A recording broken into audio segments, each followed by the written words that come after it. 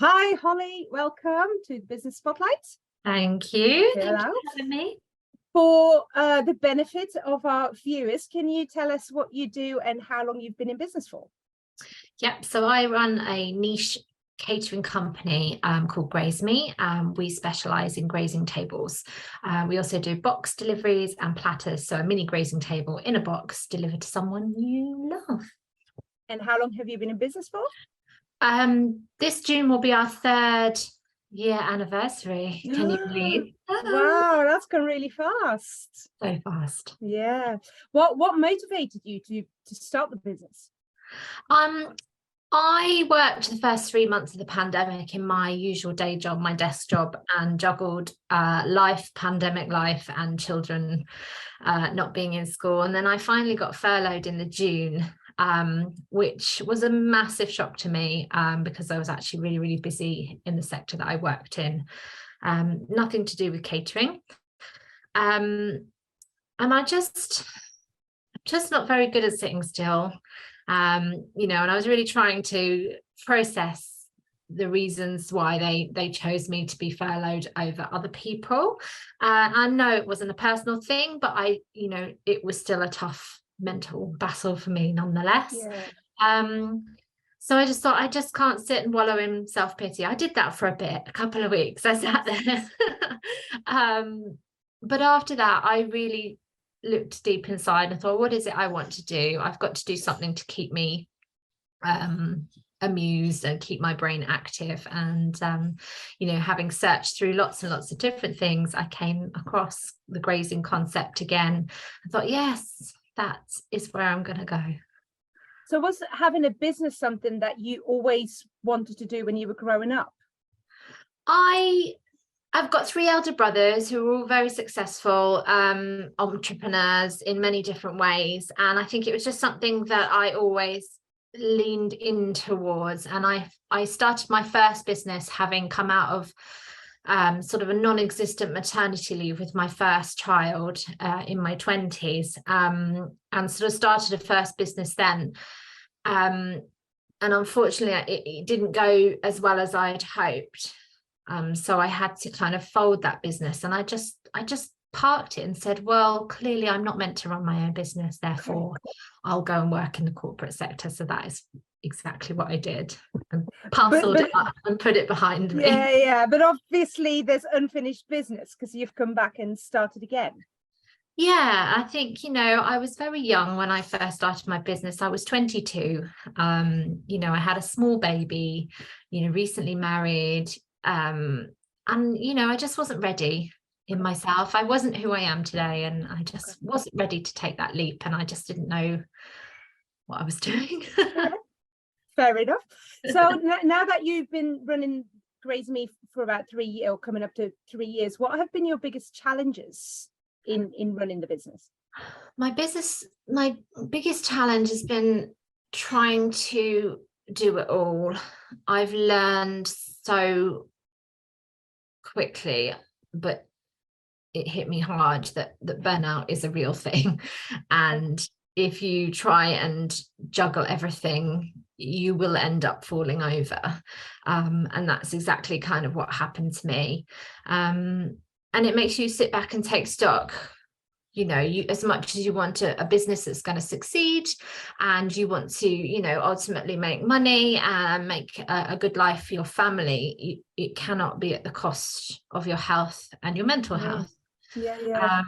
And that was a really hard lesson to learn, especially because when I started Graze Me, I didn't really think it would be much more than a side hustle, to go alongside my corporate world. And very quickly I learned that actually there was a place for my business in the market. And when it did come to returning to my corporate sector, I had to make the really difficult decision to move with Graze Me, which obviously I'm so super glad I did, but it came at a cost. What are some of the boundaries, I guess, you've put in place to stop that from happening going forward? I've done a lot of work with my own inner voice. My inner voice was immediately people pleasing. you know, somebody sends me an email at 8 o'clock at night, I must reply to it. And, you know, that's very detrimental to, you know, the work-life balance that we all strive so greatly for. Yeah. And I used to feel guilty, and then it would send me into an anxious spiral, because I was going to bed knowing that I had several messages that I was trying not to reply to, but I knew I had to, and then the conversation opens up and then there's more to reply to. So I've been quite firm with myself, and the language that I use to myself, to say it is okay not to answer that email immediately, not to send that quote pack out the minute they've requested it, because I think you know, the other side of that coin is, if I wrote to a local business owner at 8 o'clock at night, because that's my free time that I've finished putting the children to bed and need to just think about the thing that I need to do in my life, I'm not expecting a reply that night. And so why would I feel the way that I was feeling the other way around? So Interesting that. it was a difficult decision to learn, but I feel like I've been strong with myself to do that. Good. I love that. Now you, and I know that you've grown the business, you've got a team that's working with you, and for you, what have been some of the learnings from that, from being an employer as well as running a business? It's been it hasn't been a difficult learning curve for me. I was a manager in previous roles, so I've sort of had some experience of having a team underneath me. But it's quite a different thing when you've got to sort of bring those people on, because it benefits you ultimately in the long run. I think as a manager of a department or a team within a department, yes, of course, you're striving for the bigger goal, but it's not life or death if it doesn't, you know, if you don't get your team to where you want to be, you know, you might not get a pay rise. Whereas obviously for me, if I don't get my team to where I want them to be, I don't have a business. So that's quite a different thing. You know, and I chose very, very carefully when I employed the people that have come alongside me. They are people that I know love Graze me as much as I do, if that's even possible, you know, and it surprised me that the amount of depth and breadth that they do actually love what we do here. And that is, you know, that means a lot. So would you say that you were quite slow in not bringing the team in, but deciding who was going to be part of the team, instead of being really quick in hiring, but then maybe potentially making a mistake? Yeah, I would say, you know, I looked to my network to guide me in the choices that I went with. So you know, the very first job advert I put out, I had a couple of people from my network recommend people, but also there were people who I didn't know, who I interviewed.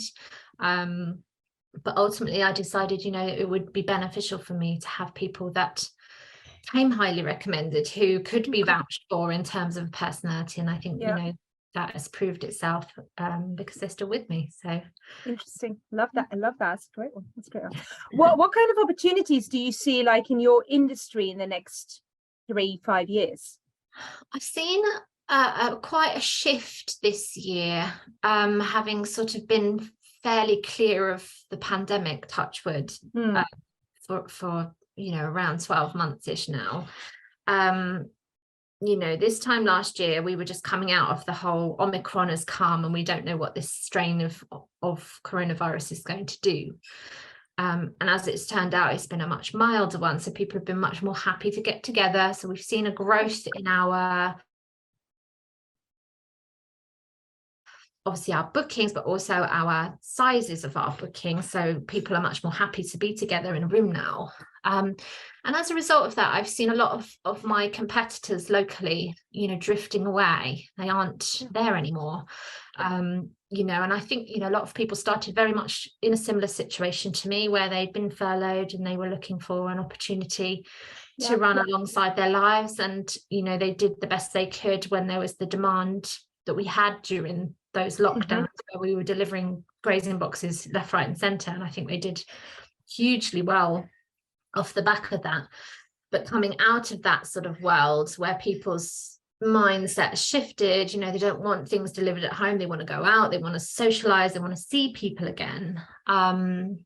you know, a lot of people have moved away, and so that's obviously left us with a, you know, great potential of being able to spread our wings a little bit further. And you know, we have little pockets of bookings come up, you know, quite far from here, but you know, we seem to be getting that repeat business in these little pockets, and that's really interesting. You know, and utilizing technology. I mean, we've utilized technology quite well here, I would say. Our SEO rankings are pretty good, and therefore we're being found relatively with ease from so many different areas of, you know, the South. And you know, some of them I can do and some of them I can't because they're just too far away, but that's really interesting that they've Googled and there I am, so that's really nice. That is nice indeed. What have been your biggest learnings about yourself in these last couple of years? I have learned so much about myself. I would say that I am so vastly different person to the person I was 3 years ago. You know, I've learned that I can put my anxieties at bay to a degree. I think we all have those anxieties, but as a business owner, I think I've learned to stand in my own space, you know, not worry about, you know, taking up too much room in this world. I think, you know, that's been a big learning for me. I was incredibly shy before having a business, and you know, when you own a business, you just have to get out there and put your face out there. And you know, 3 years ago, I would never be on a Zoom call, let alone you know, have my face on my Instagram and you know, talk to people. And you know, and you know as well as anyone how much I've battled with those things, and I feel like, you know, the learnings that I've come to accept, you know, I've opened myself up to being a learning person, whereas before I was quite a closed book. You know, not necessarily saying that I thought I knew it all. Of course I didn't know it all, but I wasn't open to learning anything new.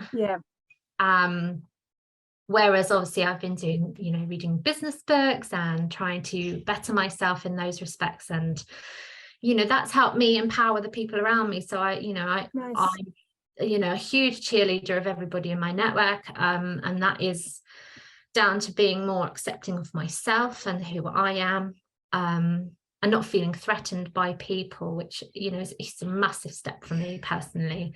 And that's just allowed me to empower my team to take on those tables and do it the way that they would want to do, rather than, you know, being in a position where you're saying, well, I would do it this way, so therefore you do. That's the complete opposite to how I let them run with it. Nice. I absolutely love that answer. I think it's fantastic. So actually that naturally leads me on to, what would you say to someone who's thinking of starting a business now? I would say look hard into what it is that you want at the end of it, you know, and think big. Don't be afraid to do that. You know, there are things that I would have done differently had I done it again, if I'd have just given myself permission to think big. You know, make sure you get the help from the off. Don't try and do everything yourself. You know, graphic designers, SEO specialists, you know, IT specialists, web designers, business coaches, you know, people like that are worth their weight in gold, because you just, as a business owner, you're trying to wear 277 different hats all the time, and you have to put your hands up and say, I just can't do it all. And in order to have a well-rounded business, I feel like you need to bring in those expertise when you need them. It's so surround yourself by the right people is really what you're saying. Yes, I love that one. What still keeps you awake at night? Do you know, I still get the anxieties in some way about, you know, have I got all the right ingredients in? Have I forgotten something? Is there some sort of part of the chain that's fallen down and I'm the bottleneck, sort of thing? I still lie awake and think about those things. But I've learned really quickly to put the faith in my team to deliver those things. And, you know, I found them, you know, 100% reliable so much, and it's often me that's the weakest link and has let the team down. But again, you know, I've learned not to beat myself up about that. You know, we are human, and it's how you deal with those, you know, human errors that are what makes your business great. You know, and you know, I face them you know, full on. You know, I take full responsibility when those things do happen, and it's my thing. So those are the things that keep me awake at night. You know, those 99 amazing feedbacks that we get, it's always that one little one that keeps me awake. We can do better. Yes. But I think that shows you care, doesn't it? It shows you care. Totally.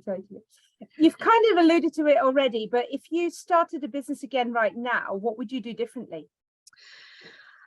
I would reach for the stars for sure. I think I did a lot of little things that, you know, just meant, oh, well, this is just my little side hustle. And I get that reaching for the stars is perhaps not for everybody. But had I done so, you know, there were things that I would have done in the back ends of my business that would have made moving and growing forward so much easier. Because you can have that vision right from the off.